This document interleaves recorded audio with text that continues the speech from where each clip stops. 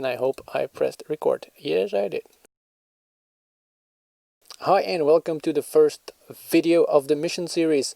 In this series I'm going to take you over some missions that have been in my head for years and years, and it's time to get them out. I'm going to start off with a rather easy mission, not because I don't trust you guys do not understand it, but it's the first video and I know I will screw up a lot, and maybe you will have some tips and tricks to make these videos better understandable for you guys. So if you got any remarks on how I do things, just put them in the comments and I will adjust my videos according to that.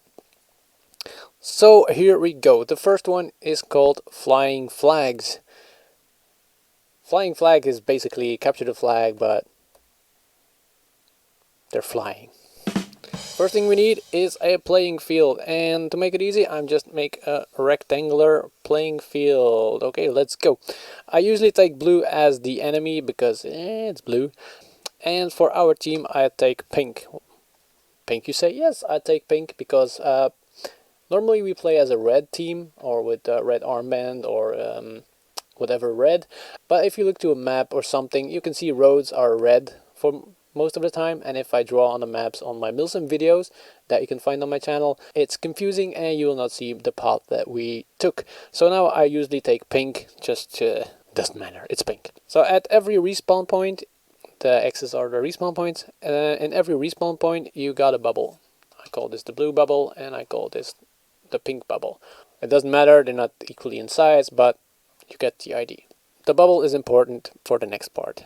Every side has one flag, so I'll draw here a flag and I'll draw a flag here. Important, the flag has to be carried by a person at all times.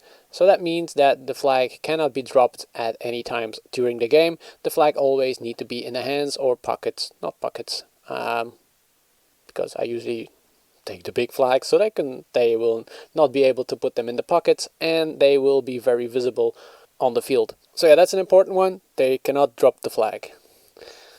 Whoops. So at game start, if I say so too many times, at game start the idea is that blue runs out and pink pushes out, and the idea is to capture. Pink has to capture the blue flag. I'm gonna put the blue flag here now. So now the blue flag is not here anymore and the pink flag is not here anymore. The flink flag, the pink flag is over here. The blue team has to capture the pink flag and the pink team has to capture the blue flag. How do they capture the flag? So you shoot the guy with the flag, you run to the guy, take his flag and run back and hide or defend or whatever do with your flag. But important, you cannot get any flag back into your bubble. So that's why this bubble is important, or on the blue side, this bubble. You cannot get any flag inside that bubble. Only at game start there is a flag allowed in that bubble, because where do you have to start otherwise? I think I'm making this video way too complicated for a simple game. But let's see how it goes. Let's sum things up on the back. If you got a hit, what you do? If you got hit with a flag, you hold your position and you show very clear that you are hit and hold the flag clearly up. Don't put it in your vest or something, just hold it up clear, and another player can take that flag away from you. So if the flag is taken from you, you go back to your respawn point and the flag is in the hands of your enemy or your friendly team.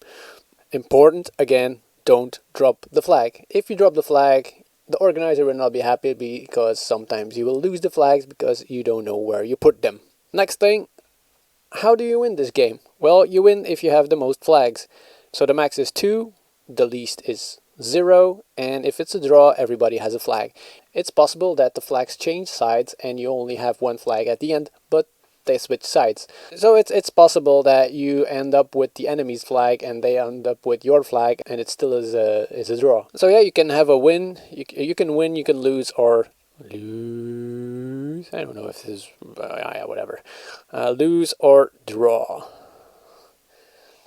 Usually we play this game in smaller areas, but this is perfectly playable in a bigger area, and we use a respawn rule of you go back to your respawn. If you have 3 people there, you can respawn again. It's a simple respawn rule.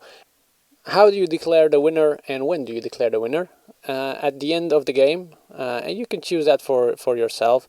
There is a time limit, and the time limit can be whatever you want. That makes this game perfect to start off. You can say this game lasts for 30 minutes, and at the end of the 30 minutes we check who got the most flags, and that team wins. It's an easy game because you know what the time frame is of that game. It makes it easier for the organizers to plan the day. So an important one, and I think I already said it, but I will do it again to end this video. Only one flag per person. Important. And this brings us to the end of the game. I hope you understood what I was trying to explain, and if you have any questions, just put them in the comments, and if you had any remarks on how I explain everything, just put it in the comments too, and I will try to adjust things to make it easier for you to understand. So yeah, this is the end of the video. I'll see you all in the next one.